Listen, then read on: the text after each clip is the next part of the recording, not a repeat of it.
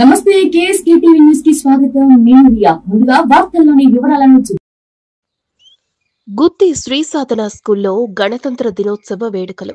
అనంతపురం జిల్లా గుత్తి పట్టణం Munro సత్రంలోని Shri Sadhana English medium స్కూల్లో ఆదివారం 76వ గణతంత్ర దినోత్సవ వేడుకలను ఘనంగా నిర్వహించారు. ఈ కార్యక్రమానికి Shri Sadhana English medium school correspondent Pilleli Krishnaiah ముఖ్య అతిథిగా హాజరయ్యారు.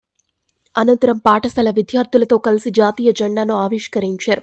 ఈ సందర్భంగా వారు మాట్లాడుతూ భారత రాజ్యాంగ స్ఫూర్తిని, ఆదర్శాలను పాఠశాల విద్యార్థులకు వివరించారు.